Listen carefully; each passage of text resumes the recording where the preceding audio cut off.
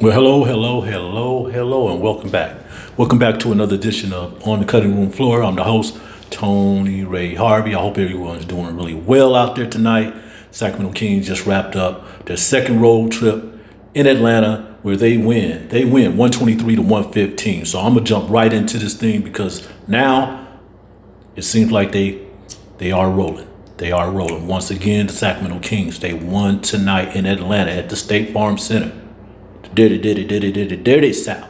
123-115. They have won their last three games.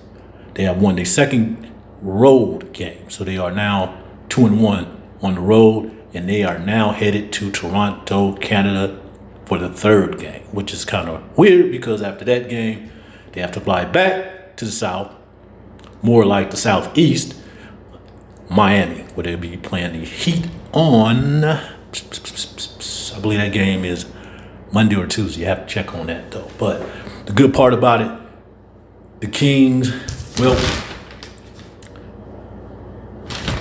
they're winning games that they know they should win. I'm not saying they're supposed to win it, but they're winning games that they know they should be winning.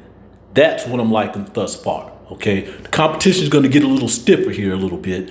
Maybe not so with Toronto, but it's going to get a little bit more stiffer, as I say, when they'll hit Miami, and then, they'll hit Toronto, they'll hit Miami. They come back home, and they will play Toronto again. That's the day after the election. That'll be November 6th. And then a couple days after that, they'll have the Clippers. So everything's gelling together, and we already know why. DeMar DeRozan, okay? He has scored his fifth straight 20-plus point game. Tonight, DeMar had 27 points, 7 rebounds, 2 assists, and 3 steals. So I don't know what's all this stuff about this man defense, and he's been getting deflections as well, but he's looking really good in Mike Brown and his coaching staff system. So that's the only thing I'm dealing with right now, and I think it's going to get better for everybody because everybody's playing defense. Okay, yes, they be having some times where they'll let the team get on a little run.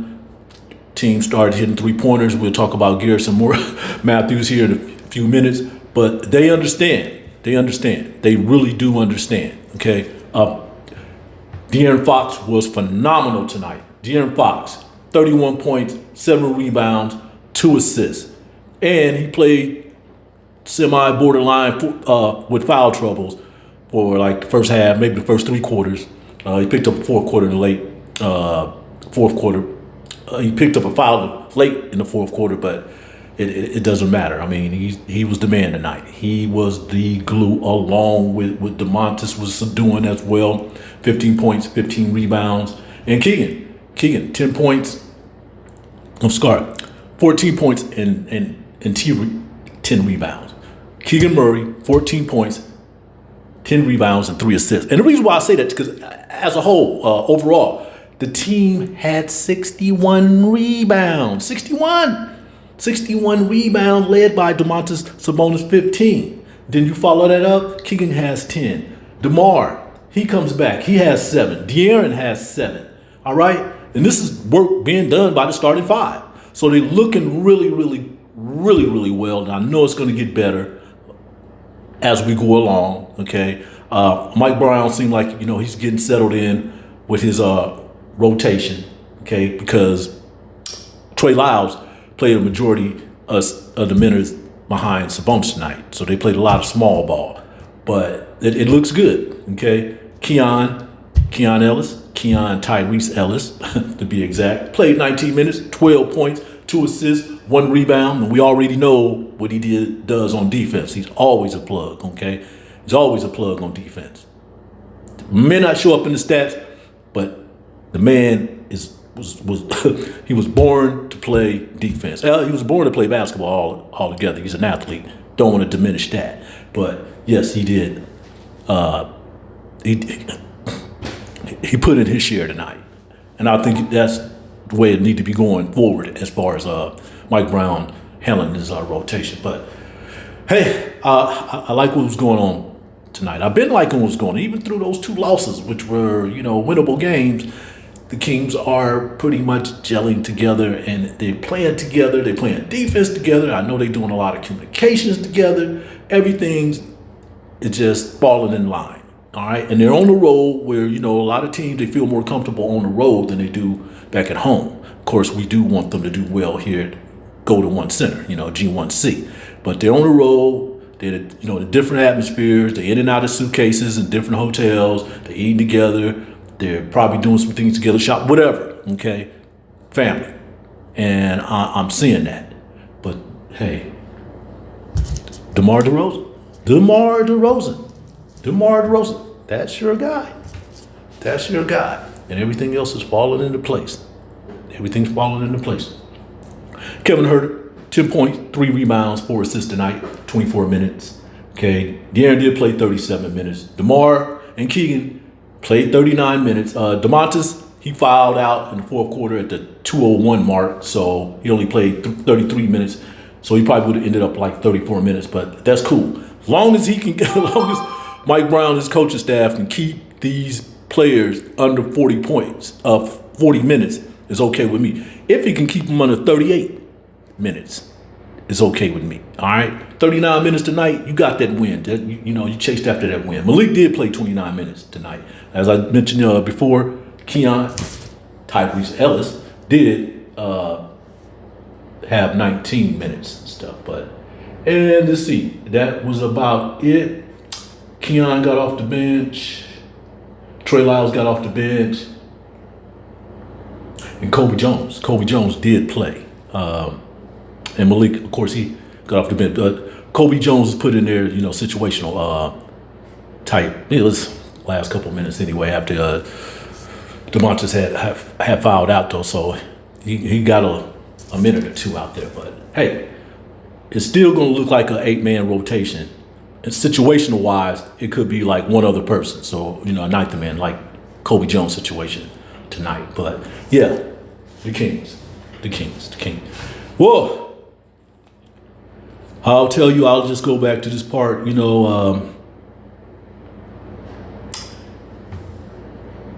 Kings jumped out pretty good in the first quarter, but in the second quarter, okay, because what did they score? They was like 33.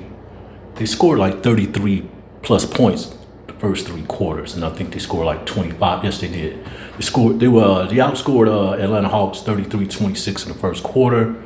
Okay, and they had 36 points, 36-33 in the second quarter, 33-31 in the third quarter. They have been playing well in the third quarter, so they gave up 31 points this go around. But Trae Young and Garrison Morrison, we'll be getting to him. They pretty much kept it solid, kept the Hawks in this game. And they did a good job of it, too.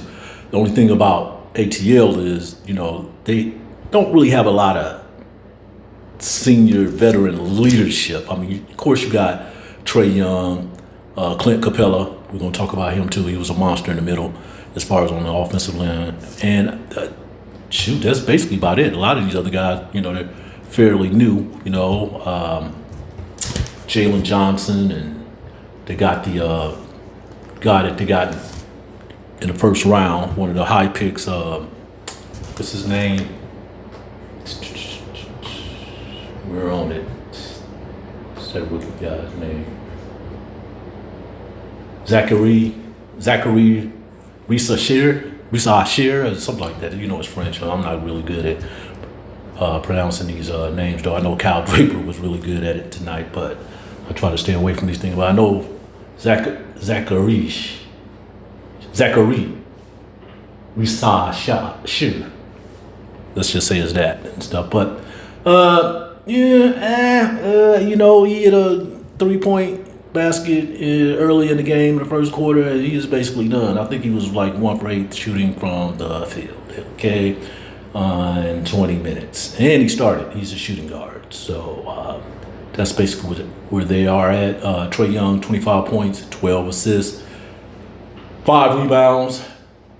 Clint Capela, 15 points, 9 rebounds, 29 points. Trae Young played 2 minutes to be exact tonight. Jalen Johnson, 14 points, 9 rebounds, 5 assists in that area.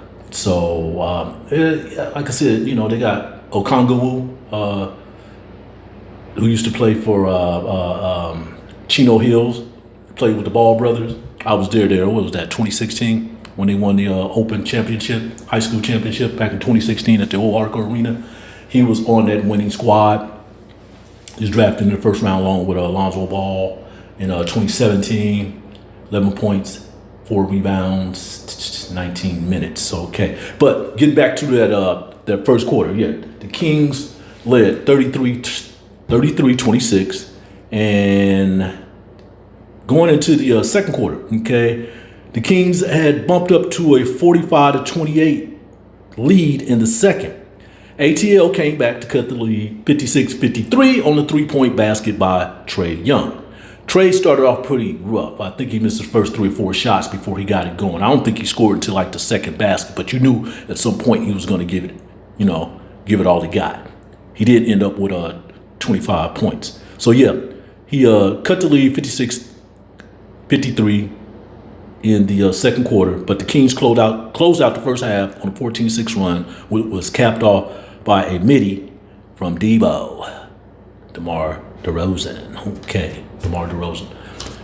He's just the mid-shot master at what he does, and he was doing that all night, drawing fouls, getting to the free throw line, setting up guys, to shoot on the perimeter. I love this because he draws, he draws a crowd. Okay, the teams, if they're not going to try to double team him down there in the post, they're going to try to triple team him in the post, and he's always looking for that guy who's open. And I've seen Herter open on a lot of those occasions, stuff like that. But that and his midi game, his mid-shot shooting game is so helpful for this Sacramento King offense, and that's really, really, with gelling all this together, tying all this thing together. So, So, in the second half, let's go back to the first half. Let me talk about that because the Kings shot 50% in that first half, 26 for 46 shooting from the floor. They made 8 of 20 shots in three-point territory for 40%, and they made 15 of 17 free throws. Now, when I say 15 of 17 free throws, DeMar DeRozan missed the first 2 free throws of the game. It's his first 2 trips at the line. He missed the first 2. But in that first half, the Kings made 15 straight to end the half. So they were 15 of 17 in the first half, 88%. So they're, as usual, they're one of the top free throw shooting teams in the league. They're certainly going to continue because you have a person like DeMar DeRozan on board, on your roster. And of course, all these other players know from the past, free throws do make a difference in some of these games. They understand that, and I think they're following through with that method. At least the method, the modus operandi of DeMar DeRozan, his MO, okay? Draw fouls, get to the line, make the free throws, period, okay? Period. Or you taking the shot, you're trying to make it, get that and-1 and make it 3 points. Looking good tonight, okay? Atlanta, I'm not going to talk too much about their first half, but they were 21-49, 42% shooting in the first half.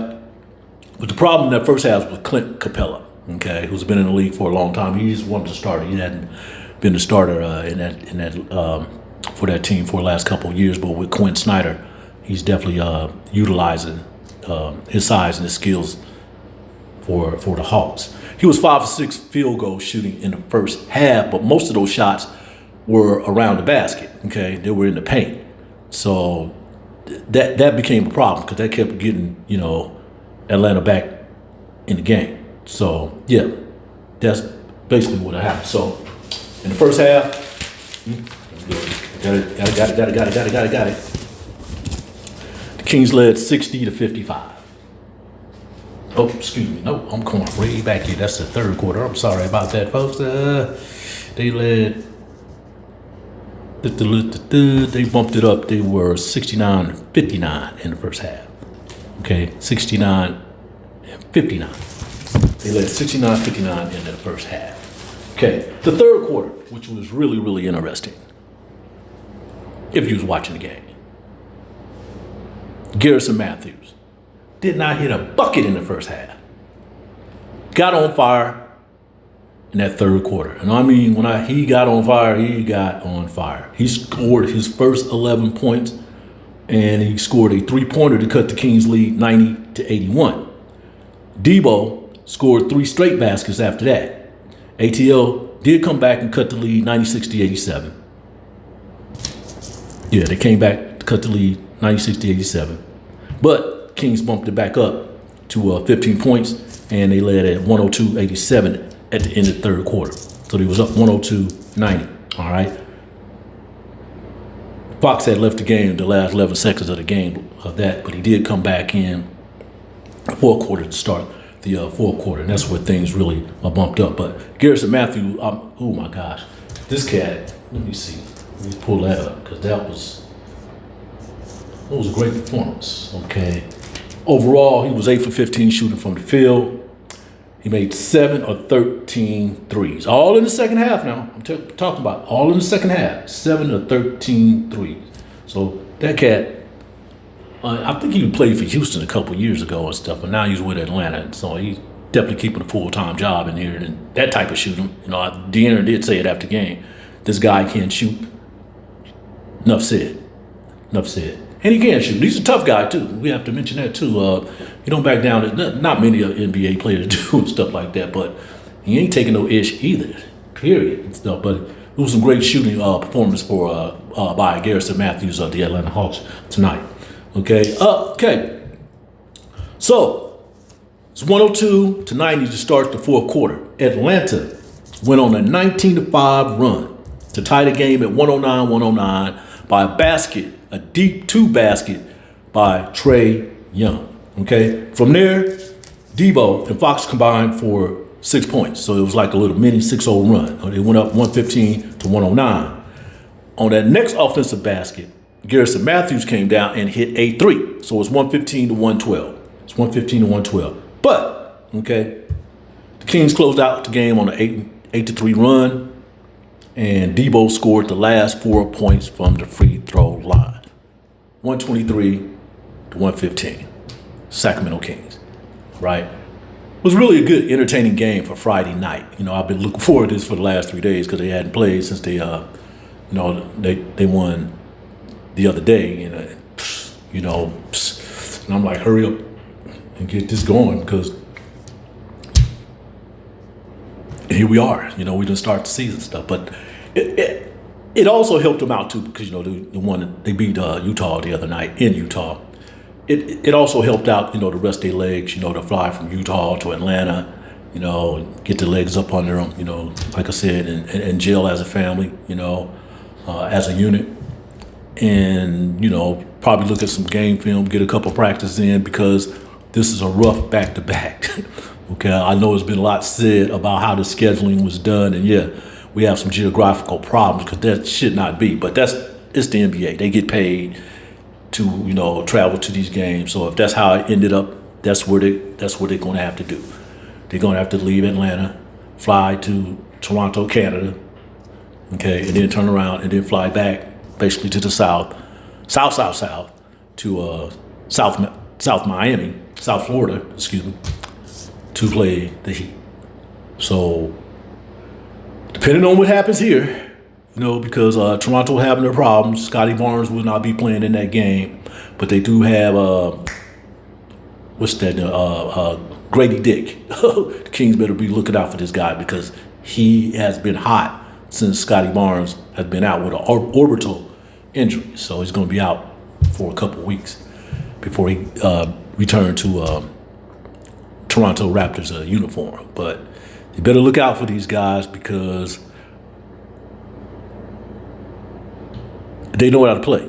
Okay, they still have R.J. Barrett on that team, who they got, in exchange for a couple players that are now playing New York. So, got to look out because these guys, man, they looking for that opportunity, and they looking for some of them, don't get to play that much. They're looking for a full-time job.